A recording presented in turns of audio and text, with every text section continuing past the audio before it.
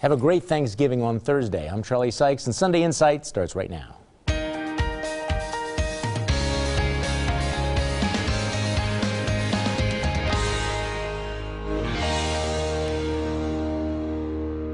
Good morning and welcome to Sunday Insight. In the week that was a political and constitutional firestorm after the president issues executive amnesty for 5 million illegal immigrants, the Packers whoop up on the Eagles, scoring more than 50 points for the second consecutive week. More women come forward to accuse comic icon Bill Cosby of sexual assault. Another American is beheaded in the Mideast in a brutal terror attack at a Jerusalem synagogue. Wisconsin's unemployment rate drops to 5.4%, and winter is here with snow and cold, but at least it's nothing like what they have in Buffalo. But we start with Governor Scott Walker and the presidential buzz. This is all happening really fast. Just 2 weeks after winning re-election, Walker appears poised to mount a presidential campaign. He's certainly doing nothing to damp down speculation. He's made the rounds of the national television shows. Pundits are already weighing his strengths and his weaknesses. And he says his family is on board a possible national bid. Meanwhile, back at home, there is his day job, and Walker has to wrestle with a state budget that starts off with a $2 billion hole, and he has to make decisions on hot-button issues ranging from the Kenosha casino to gas taxes to whether Wisconsin should become a right-to-work state. Joining me on our panel this morning, defense attorney Dan Adams, former State Representative Michelle Litchens, political strategist Linda Bruin, and the managing editor of RightWisconsin.com, Colin Roth. Is there any doubt that Walker is running for president, Colin? No doubt at this point. Yeah. He's running. And what's interesting is a lot of people think this is early, but it is early. It seems that way because he's been constantly running. But, you know, it sounds like Hillary Clinton is probably going to announce in January. Big names on the Republican side like Rand Paul will be in the spring. This is the type of timetable you have to have if you're going to run. And with somebody like Scott Walker who has to elevate his profile, raise his name ID, this is the proper timetable. So just look at the field. Is he a long shot, dark horse? Is he in the upper tier? What is the buzz right now? It's hard to determine right now, but I would say he's a top 5 right now. I really do. And part of it is, you know, he's won an election 3 times in a particularly blue state presidential years, and he's got a great record of accomplishment. Okay, your take on this? Well, I totally agree with Colin. Yeah. The only part I disagree with is I'm not sure I'd put him in the top 5, but I put him in a column of somebody who is very capable of moving up and moving very fast. And if you want to move up into that upper tier, such as where Jeb Bush would be or Rand Paul would be, if you want to move into that tier, you have to get started earlier if you're a little bit lower down. I mean, there's some 20 or so Republicans talking about running for president. I don't want to sound like a homer here, but based on some of the national buzz that I'm seeing, he may be in the top 3, at least for right now. I mean, these things move up and down. But there was a column in the New York Post by John Podhoretz who was talking about a cruise with 500 conservative, well-heeled conservatives. He said by far Walker was the favorite. Again, these things change. So what does this mean, though, for the next 6 months here in Wisconsin? You got a very, very tough budget. You have a lot of legislation going through the legislature. How does this change the dynamic? I really think this is only good for the state budget. This means that he's going to steer Wisconsin in the right direction. He's not going to raise taxes. He's going to balance the budget. You know, previously he was able to reform government, then he lowered taxes, and now I think he's really going to dive into streamlining Does this mean he's going to be more cautious, risk-averse, or more aggressive because he's running for president? I think it gives him the opportunity to be more aggressive, but I think he's only going to do that if he has political support out there from Wisconsin to do it. Okay, Dan. Sure. What's interesting is both on the national scene and here in Wisconsin, he now has to navigate the GOP waters. Yeah. He's made a career about bashing against, you know, county government, state government. Now he's in a different predicament where he has to actually duck and jive around other Republicans, including the state legislature. It'll be interesting to see if Robin Vos and the Republicans jam him up with some another abortion restriction or right to work or some other legislation where it may behoove him to take a step back, but they're almost daring him to go against that. Why would it behoove him to take a step back on something like right to work? Because it may be too extreme for what the national mood is. Not for the national Republican mood. What do you think that would poll among conservative primary voters? 80, 90%? Well, I'm not too sure about that. Again, the primary demographic he's going to be looking at is white males, you know, working class guys who vote in these early states like New Hampshire and Iowa. And I don't know that it's a given that something like right to know, work would play very well. So I agree with you on that primary. I mean, the primary voters are actually pretty darn conservative. But I think the governor might be out there testing the waters right now. Honestly, I don't believe Scott Walker is going to ultimately be running for governor, and so the budget I'm sorry, for president. But I do believe that he needs to put forward a budget that he can live with for the next 4 years. You don't think he's ultimately? I don't. I think he's out there testing the waters. The media's out there. I agree with Colin. Not only is he running, I think the train has already left the station. When he's talking about his family being on board, he is in this thing. That article said it all. He is great on paper, but when you get out there and meet with folks, he's not necessarily the most charismatic candidate we have. Well, I love him on paper. I love Scott Walker. I think he's a great guy. Yeah, I actually think he's running too. I mean, think of him from day one. Even when he was in the state legislature, he was always looking to the next elected office up. And then since he became governor, even though he didn't want to have to be in a campaign every 2 years, he is campaign tested. He's had a battle arm campaign from day one, and he's got a fire in the belly. So that's why I think he can continue to rise up. It's plausible to have somebody come from the ranks of governor. In fact, traditionally that's been a pretty good path. The governor of Arkansas, the governor of Georgia. My question is, I think the best scenario for him was to sort of be hanging back a little bit, let the big names, the Ted Cruzes and the Rand Pauls and the Marco Rubios and the Jeb Bushes and the Chris Christies sort of fight it out among themselves. All of them have big negatives, have big chunks of the conservative constituency who would not go with them. But right now, Walker is pretty much acceptable to every wing of the party. The question is, now that he's moved out so quickly, does that complicate the strategy? So what is your glass half full? What has your glass half empty this week? Let's go around the table. Dan Adams, you're first. You're going to disagree with me, Charlie, but my glass is half full because President Obama finally put some action behind a decade's worth of promises to start reforming our country's immigration system. My glass is half empty because the president's method, using executive action, is not a permanent solution and could be undone when a new president is sworn in January 2017. Congress should stop pouting about process, be leaders, and pass a comprehensive bill. Michelle Lichens. My glass is half empty because history tells us it is only a matter of time until the Republicans shoot themselves in the foot and ruin their public approval rating. But it is half full because they haven't screwed up yet, and maybe this time they won't. Linda Bruin. Well, my glass is half full because a prominent Muslim cleric has called on Muslims to have nothing to do with ISIS. But my glass is half empty because ISIS keeps getting new followers, including 3 British men who planned to behead a member of the public on a London street. Colin Roth. My glass is half full because Wisconsin's economy is improving and unemployment is down. But my glass is half empty because this recovery has been slow. Wisconsin won't hit pre-recession employment levels until sometime next year, and many in my generation have been left behind. Well, my glass is half full because Scott Walker is getting some legitimate buzz for a presidential bid. It's half empty because being a front runner this early means that he's going to have a huge target on his back. Next on Sunday Insight, the streetcar will cost how much now? And when is enough enough?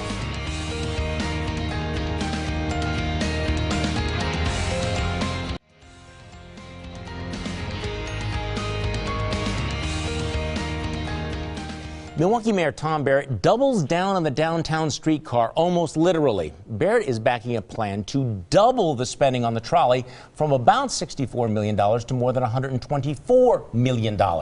His plan would create 2 new special taxing districts that would use property tax dollars to pay for extending the line and to pay for moving utilities. No word yet on how he plans to pay for the operating costs. Critics were quick to jump on the idea. Alderman Bob Donovan said, if there's any institution that can give us something we don't want for twice the price, it's government.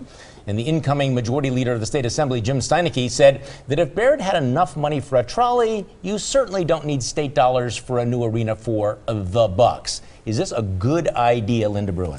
Well, I don't personally support it. I know a lot of, it's not totally a partisan issue, though, because a lot of Republican businessmen, business owners support it, and a lot of middle-class Democrats don't think we can afford it. So I don't support it. I think that the price doubling is going to be a problem. The last time it came to a vote in the Common Council, it was 10-5, but that was before it doubled in price. It was before Mike Murphy became council president. He voted against it. It was also before property tax dollars are involved there. When it was free, when it was federal federal money, it was an easier sell. But now you're talking about a major drain of property tax dollars into all this. Right. Why is Tom Barrett so obsessed with this? I guess what I find extraordinary is with all the needs, with crime, education, infrastructure in the city, issues that he doesn't take any leadership on, this is his priority, $124 million for a yuppie mover?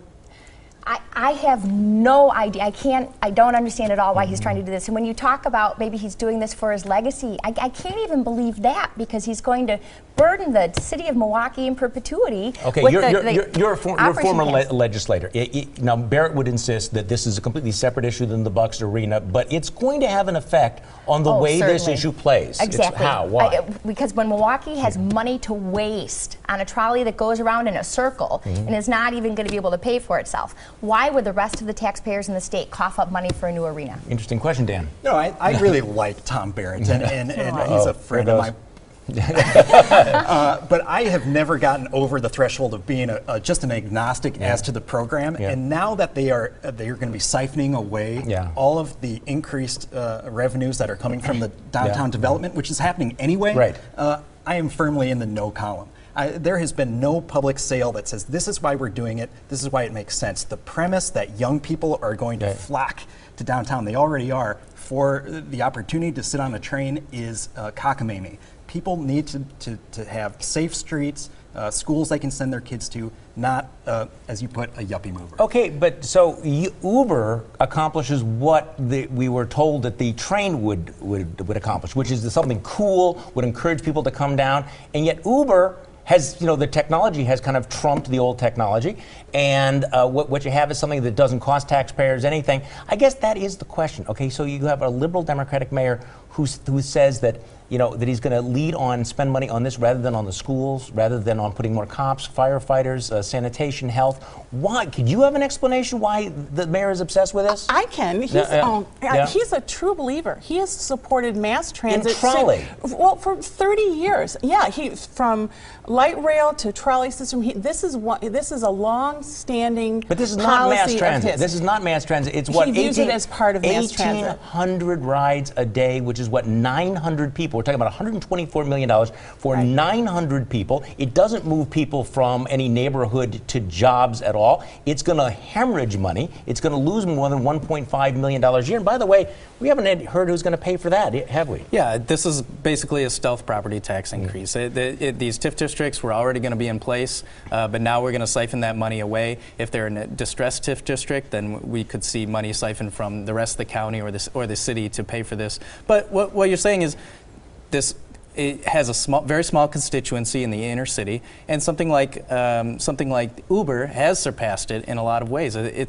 We joke about it being an old technology, and it truly is. Well, it's not the inner city; it's in downtown. It's one of the richest areas. In fact, you want to talk about a massive transfer of wealth from the neighborhoods and from the central city to the Upper East Side. This would be it. Now, you may not want to hear it, but we will tell you anyway. Let's hand out some unsolicited advice. Dan Adams, you're first. To the extreme left-wing Milwaukee County Board, if you're all serious about local governance, you should offer policy innovations beyond giving away bus passes. When the state cuts transportation aid, it will be you and this harebrained scheme to blame. Michelle Litchens. You need to watch Dinesh D'Souza's movie America. Dinesh explains why America is so special and why we are not the tyrannical country many in academia teach our kids that we are. Gather the family together and watch America. Linda Bruin. Well, Thanksgiving is for giving thanks and being with family. My advice is that retailers stop opening early on Thanksgiving Day and that shoppers wait until midnight to do their holiday shopping. Colin Roth. My unsolicited advice is for the Republican majorities in the legislature. The size of your majorities are a mandate. Don't wait to improve the business climate and cut regulation. Well, my unsolicited advice is for the new owners of the Milwaukee Bucks. Hey, give Mayor Barrett, because his crackpot plan to spend $124 million on that trolley is not helping your bid for state help for the arena at all. Wisconsin Congressman Paul Ryan, by the way, will chair a powerful House committee. What's next for him?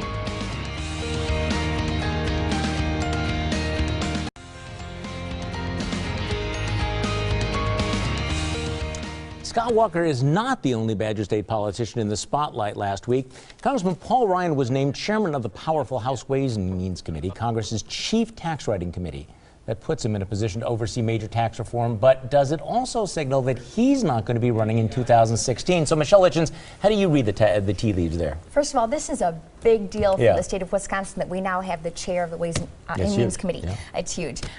Every spending bill that goes through Congress now has to go through Paul Ryan. That is huge. He's going to have enormous power and insight and, be able to direct what's happening in Congress. I think that's a big deal. Okay, but now there's a new rule, though, that if he runs for higher office, he has to give up the committee chairmanship. This is his dream job.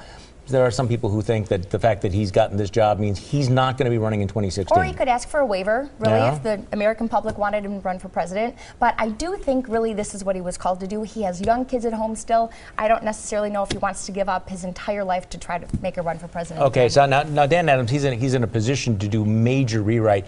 Given what the president did last Thursday, which you think is a great idea, do you think that there's any prospect for any sort of bipartisan compromises breakthrough in the next 2 years? Oh, I do, and if anybody's going to do it, it's going to be Paul Ryan. We forget that he sat on the Simpson Bowles Commission, so he has in his mind this idea of a grand bargain maybe coming down, and perhaps putting the presidential ambitions on the back burner will be what he needs to kind of buckle down and get it done. I think, though, that when he said that if the president went ahead with this unilateral decree, that it would poison the well, he was specifically addressing the fact that when you do something like that, when you start off this term by spitting in the eye of the congressional majority, you've made it absolutely impossible. I think maybe down the road you're going to get a grand bargain, but as long as President Obama's in office, I just don't see it. What do you think? Yeah, and this immigration thing really sucks the oxygen out of the new Congress. I mean, for somebody like Paul Ryan, who a lot of us think could put forth a very serious tax reform proposal. Some of us very much hope for that. But to suck the oxygen out of the room and have Congress and the president go head to head and to force this crisis almost, it doesn't make for a good atmosphere for a grand bargain. Yeah, well, we are in a rather extraordinary. Okay, I'm sorry, go ahead. Oh, I just think you're so overreacting about this immigration stuff. Every president since Roosevelt has used executive powers to do immigration reform. And in fact, it's been Republican presidents like Reagan and both Bushes, also Clinton, who was a Democrat, who've used this. This is not unusual. In fact, he's actually following in the Republican footsteps. He's doing it for more people. Look, that's tremendously misleading because what he has done here is so dramatic. It is so unprecedented, and the reaction is, you may say we're overstating it, but trust me, this is shared by the people who are now in the majority in the House and the Senate. He knew this. He was warned about it. And I do think it poisons the well. So Paul Ryan, I mean, we are at this extraordinary moment, by the way, in Wisconsin politics, where you have Ron Johnson, chairman of the U.S. Senate's Chief Investigative Committee. You got Governor Walker in the presidential buzz, and you have Paul Ryan being arguably one of the most powerful members of Congress. I can't remember when Wisconsin had this much clout ever politically. Oh yeah, Democrats or Republicans, and this is big news. Okay, so did you say whether he was going to run for president or not? Because I wasn't sure. Because you're the one person on the panel who doesn't think that Scott Walker's running. I really don't think that Paul Ryan's going to run, unless, again, someone came out and said, would you please run with me again, or the public This is why it is so hard to be a pundit, because I was pretty sure that he was going to run, and I was skeptical about whether Walker would run, and in 2 weeks it has flipped on its head. So what is it that you don't get? Let's go around the table. Dan Adams, you're first. What I don't get is why no one is talking Ebola. A month ago, we were convinced real life would mimic The Walking Dead. Evidently, the federal government has the crisis under control. Shouldn't we be commending our leaders? Yes, because they did it. Michelle Litchens. Charlie, what I don't get is if the president really wanted immigration reform, why didn't he do it when he was first elected and the Democrats controlled both houses of Congress? Linda Bruin. Well, I don't get why over the last 10 years, more than 14 women have alleged that Bill Cosby sexually assaulted him. But he's never been charged with any crime and has gotten away with refusing to even respond to the allegations. Colin Roth. What I don't get is how Tammy Baldwin can support impeachment for President Bush over executive overreach, but has no issue with President Obama's executive amnesty. Well, what I don't get is, what are our liberal friends Dan and Lynn here going to say when President Scott Walker decides to follow the Obama precedent and repeals Obamacare by executive decree? Because I know what I'm going to say. Next on Sunday Inside, our panel picks the winners and losers of the week. But first, here's your morning news update. It's time for our panel to pick the winners and losers of the week. Dan Adams, you're first. My winner is Judge Pamela Pepper, who is being elevated to the U.S. District Court here in the Eastern District, a lifetime appointment. Judge Pepper started her career as a prosecutor before practicing as a criminal defense lawyer. What a great pedigree. My losers are the morons in Missouri who are collecting money for a billboard that says "Pants up, don't loot," a terrible play on the "Hands up, don't shoot" slogan of civil rights protesters in Ferguson. Not the time or the place for bad humor. Michelle Litchens. My winner is Terry O'Sullivan, who's president of the Laborers International Union of North America, who angrily said everyone who voted against the Keystone Pipeline took food off of their members' tables and will feel it in the next election. Those are strong words. Let's hope he follows through with those strong words with actions in the next election. My loser is President Obama. Only 39% of the country wanted him to act alone on immigration, and 61% of the country wanted the Keystone Pipeline approved. Obama is only listening to his Greenpeace edutocrat friends instead of the people he was elected to represent. Linda Bruin. Well, my winners are President Reagan, who granted 3 million unauthorized immigrants protection from deportation, President George H.W. Bush, who protected 40% of America's unauthorized immigrants, and President Obama, who will protect another 5 million. All three presidents acted without the approval or input of Congress and only acted after Congress failed to act. My loser, though, is President Obama, for unlike the other presidents, Obama's actions will be met with threats of lawsuits, government shutdown, and impeachment. Colin Roth. My winner this week is Paul Ryan. He was just given his dream job in the House Ways and Means Committee, and his drive and passion ought to give us real hope for tax reform. My loser is big government liberalism. For a third straight year, Gallup has found a majority of Americans believe that the federal government does not have a duty to provide health care. This is a reversal of a long-time trend. Way to go, Obamacare. Well, after the Constitutional Convention in 1787, an anxious citizen reportedly asked Benjamin Franklin, "So what have we got, a republic or a monarchy?" Franklin responded, "A republic, if you can keep it." For 227 years, we were the winners. On Thursday night, we replaced that republic with rule by decree. Sorry, Ben. Thanks for joining us. Join me for my radio show. You might think a Hard Rock Casino in Kenosha to